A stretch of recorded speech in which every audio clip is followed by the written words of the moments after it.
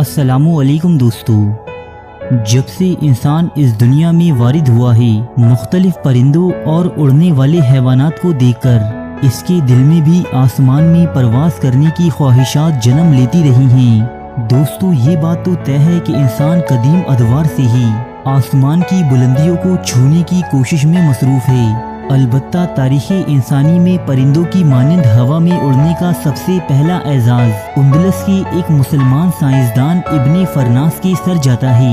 ये स्पेन के एक शहर कुर्तुबा के रिहायशी थे, जिन्हें अपनी इल्मो हिकमत के सबब उस ज़माने का अजीम तरीन साइंसदान कहा जाता है। इब्ने फरनास रियाजी और फिजिक्स जैसी मज़ामीन में बेइंतहा महारत रखते थे। आबी घड़ियों और चट्टानों को तोड़ने वाली मशीन समेत बहुत सी साइंसी इजादात का सहरा इब्ने फरनास के सर जाता है।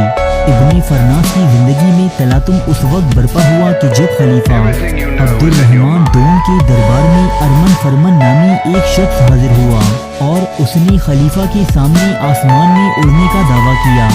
बादअज़ां इस आदमी ने कुर्तुबा की बुलंद तरीन इमारत से एक मजमे के सामने उड़ने का मुजाहरा किया, लेकिन ये तजर्बा कुछ ज़्यादा कामयाब न हो सका और वो महज चंद लम्हे हवा में मौलिक रहने के बाद वापस ज़मीन पर आ गिरा, जिसके बाइस इसके जिस्म की कई हड्डियां टूट गईं।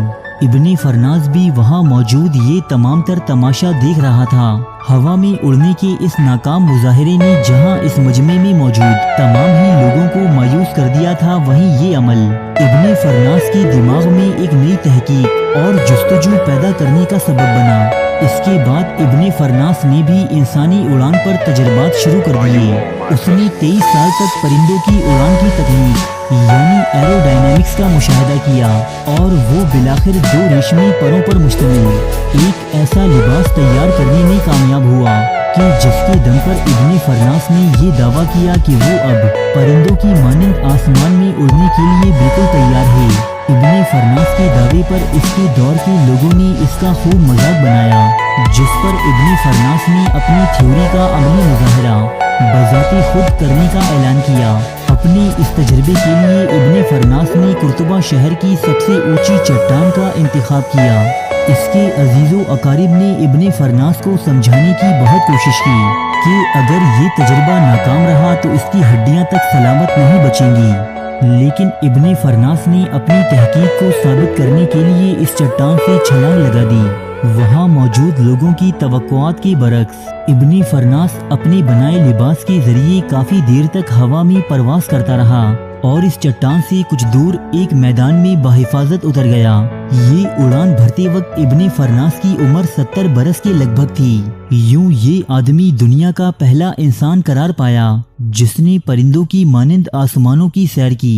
इनकी खिदमात के सिले में आज चांद पर मौजूद एक घड़े का नाम इब्ने फरनास के नाम पर रखा गया है, जबकि दुनिया भर में जगह जगह इनके मुजस्समे बतौर यादगार बनाए गए हैं। इब्ने फरनास की दुनिया से चले जाने के सैकड़ों बरस बाद लियोनार्डो डा विंची समेत बहुत से मगरिबी साइंसदानों ने इसकी तहकीकात से फायदा उठाया और हजारों साल की काविशों के बाद इंसान बिलाखिर आसमानों में उड़ने के काबिल हुआ, यहाँ तक कि वो जमीन के मदार और इसकी कशिशे शकल से निकलकर खला और चांद तक भी जा पहुँचा।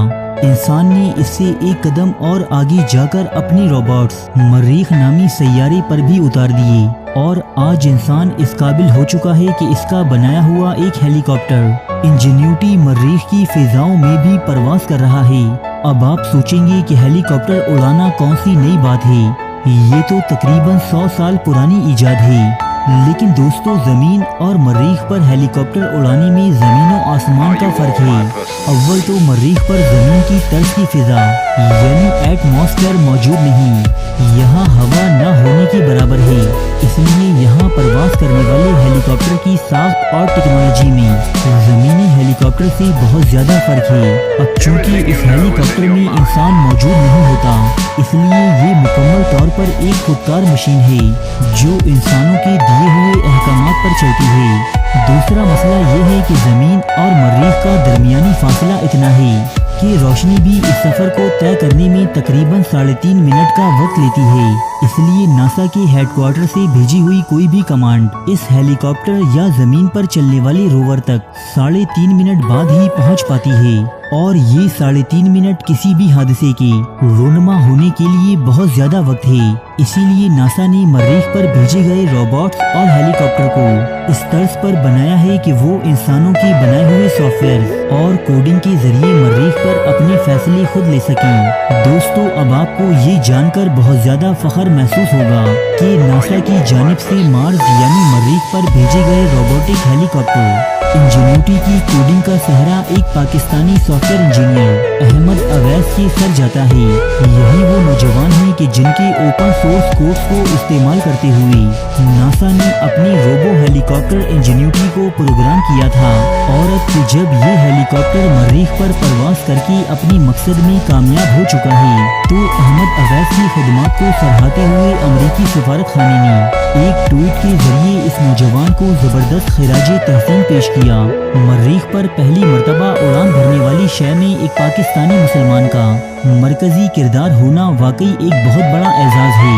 احمد اویس اس سے پہلے بھی امیزون، گوگل، فیس بک، نیٹ فلکس اور اوبر جیسی بڑی کمپنیز کی سورس کوڈ ترتیب دے چکے ہیں، اور انہیں پاکستانی ڈیولپرز میں ایک نمایاں مقام حاصل ہے۔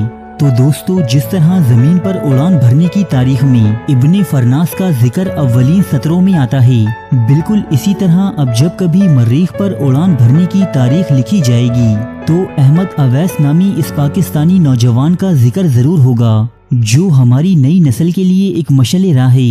اللہ تعالی ہمارے نوجوانوں کو ابن فرناس اور احمد اویس جیسے لوگوں سے ترغیب لینے اور ان کے نقش قدم پر چلنے کی توفیق عطا کرے، آمین۔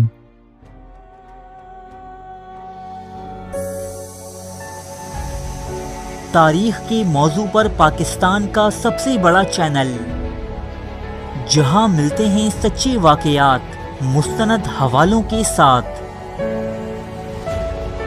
قدیم تہذیبوں کے عجیب و غریب حقائق، افسانوی داستانوں کے پیچھے چھپی حقیقت، زندگی بدل دینے والی اسلامی حکایات،